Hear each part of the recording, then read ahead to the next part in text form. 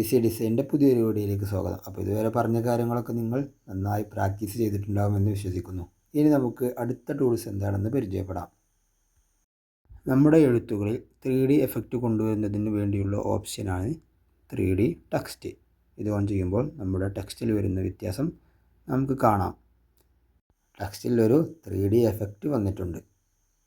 ഇത് ഓൺ ചെയ്യുമ്പോൾ തന്നെ ഓട്ടോമാറ്റിക്കായിട്ട് ടെക്സ്റ്റിൻ്റെ കളറിനോട് യോജിച്ചൊരു കളറ് ഇവിടെ 3D എഫക്റ്റിന് വന്നിട്ടുണ്ട്. ഇനി നമുക്ക് അതിനനുയോജ്യമായ കളറിലേക്ക് ചേഞ്ച് ചെയ്ത് കൊടുക്കാവുന്നതാണ്. 3D എഫക്റ്റിൻ്റെ കളർ മാത്രമല്ല, ഇതിൽ മറ്റു ഓപ്ഷനുകളും വന്നിട്ടുണ്ട്.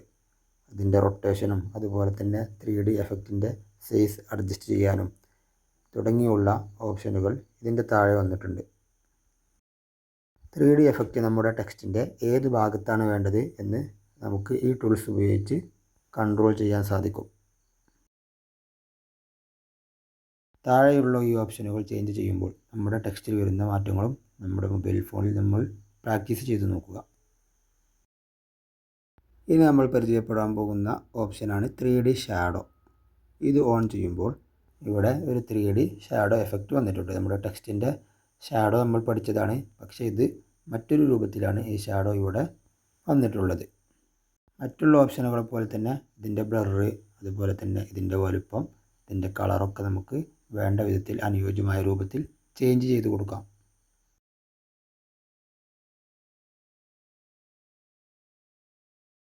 ഇനി അടുത്തതായി നമ്മൾ പഠിക്കാൻ പോകുന്ന ടൂൾസാണ് റിഫ്ലക്ഷൻ. ഇത് ഓൺ ചെയ്യുമ്പോൾ തന്നെ നമുക്ക് നമ്മുടെ ടെക്സ്റ്റിൻ്റെ താഴെ കണ്ണാടിയിലും വെള്ളത്തിലൊക്കെ വന്നതുപോലെയുള്ള ഒരു എഫക്റ്റ് വന്നതായിട്ട് കാണാം.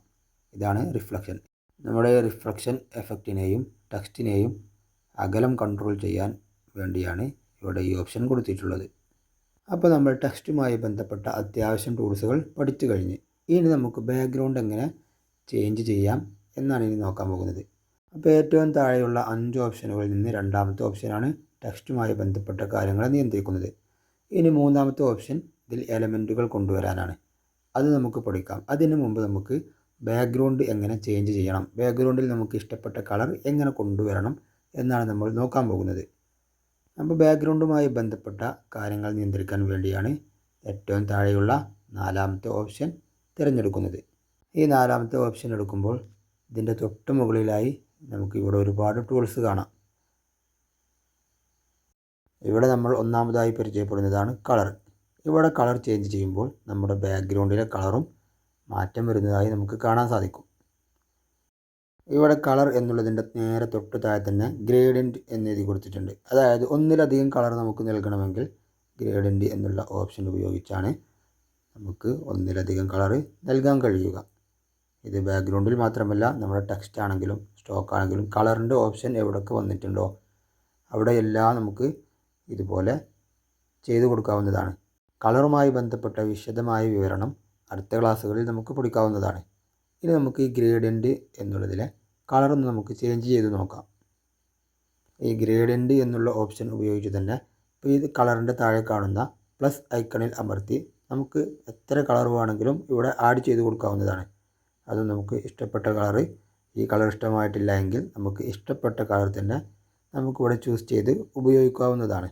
അപ്പോൾ നമ്മളിപ്പോൾ തൽക്കാലം ഈ കളറൊന്ന് സെലക്ട് ആക്കി കൊടുത്തിട്ടുണ്ട്. നമ്മുടെ ടെക്സ്റ്റിൻ്റെ റിഫ്ലക്ഷൻ ഒന്ന് ഓഫാക്കിയിട്ട് നമുക്ക് ബാക്കിയുള്ള ടൂൾസ് പരിചയപ്പെടാം.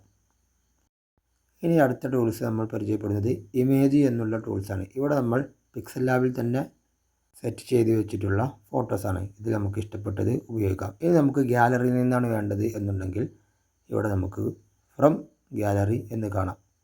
അതിൽ നിന്ന് നമുക്ക് ഗ്യാലറിയിൽ ഇഷ്ടപ്പെട്ട ഒരു ഫോട്ടോസ് ഞാനിവിടെ സെലക്ട് ചെയ്തിട്ടുണ്ട്. അത് ഇതേപോലെ ബാക്ക്ഗ്രൗണ്ടായി ഉപയോഗിക്കാം. നമുക്ക് ആവശ്യമുള്ള ബാക്ക്ഗ്രൗണ്ടുകൾ എങ്ങനെയാണ് ഡൗൺലോഡ് ചെയ്യുക എന്നാണ് ഇനി നോക്കാൻ പോകുന്നത്. അതിന് ഗൂഗിൾ എടുത്ത് ഞാനിപ്പോൾ തൽക്കാലം ഇസ്ലാമിക് ബാക്ക്ഗ്രൗണ്ട് എന്ന് ടൈപ്പ് ചെയ്ത് കൊടുത്തിട്ടുണ്ട്. ഇത് സെലക്ട് ചെയ്യുമ്പോൾ ഇങ്ങനെയാണ്. ഇതിൻ്റെ മുകളിൽ ഓരോ ഓപ്ഷൻ കാണാം. നമുക്ക് ഓൾ, ഇമേജസ്, വീഡിയോസ് എന്നിങ്ങനെയുള്ള ഓരോ ഓപ്ഷനുകൾ കാണാം. അതിൽ ഇമേജസ് എടുത്ത് ഇതിൽ നമുക്ക് ഇഷ്ടപ്പെട്ട ഏതെങ്കിലും ഒരു ഫോട്ടോസ് സെലക്ട് ചെയ്യുകയാണ്. ഇപ്പോൾ തൽക്കാലം ഇത് സെലക്ട് ചെയ്തിട്ടുണ്ട്. ഇനി ഇത് സെലക്ട് ചെയ്യുമ്പോൾ അതിനോട് ബന്ധപ്പെട്ട മറ്റു ഫോട്ടോസൊക്കെ ഇതിൻ്റെ താഴെ വരും. ഇപ്പോൾ തൽക്കാലം ഞാൻ ഈ താഴെയുള്ളൊരു ഫോട്ടോസ് സെലക്ട് ചെയ്യുകയാണ്. ഓപ്പൺ ചെയ്ത് വന്ന ഈ ഫോട്ടോസിൽ ഒന്ന് അമർത്തി പിടിച്ചു നോക്കുമ്പോൾ ഇങ്ങനെ ഓപ്ഷനുകൾ വരും. അതിൽ നമ്മൾ ഡൗൺലോഡ് ഇമേജ് എന്നുള്ളതിൽ സെലക്ട് ചെയ്യുമ്പോൾ നമ്മുടെ ഈ ഫോട്ടോ നമ്മുടെ ഗാലറിയിലെത്തും. ഇനി നമുക്ക് പിക്സൽ ലാബ് ഒന്ന് ഓപ്പൺ ചെയ്ത് ഗാലറിയിൽ എത്തിയിട്ടുണ്ടോ എന്ന് നമുക്ക് നോക്കാം. ഇനി ഇത് സെലക്ട് ചെയ്ത് നമ്മുടെ പിക്സൽ ലാബിൽ നമുക്ക് ബാക്ക്ഗ്രൗണ്ടായി ഉപയോഗിക്കാവുന്നതാണ്. ഇനി നമ്മൾ ഈ റെഡ് റൗണ്ടിൽ കാണുന്ന ഓപ്ഷനാണ് അൺഡു. അതമർത്തിയാൽ നമ്മൾ ഇതിൻ്റെ തൊട്ട് മുമ്പുള്ള അവസ്ഥയിലേക്ക് എത്തിച്ചേരുന്നതാണ്. നമ്മൾ ഡിസൈൻ ചെയ്യുന്ന സമയത്ത് നമുക്ക് എന്തെങ്കിലും പിഴവുകൾ സംഭവിച്ചു, അതല്ലെങ്കിൽ ഇതിൻ്റെ തൊട്ട് മുമ്പുള്ള അവസ്ഥയാണ് ഇതിനേക്കാൾ നല്ലത് എന്ന് നമുക്ക് തോന്നിയാൽ നമുക്ക് ഈ അൺഡു എന്നുള്ള ടൂൾസ് ഉപകാരപ്പെടും. നമ്മൾ ആദ്യം മുതൽ വീണ്ടും ചെയ്യേണ്ടതില്ല. ഇനി ഒരാൾ ചോദിച്ചൊരു സംശയത്തിനുള്ള മറുപടിയാണ്. അത് തീർച്ചയായും നിങ്ങൾക്ക് ഉപകാരപ്പെടും.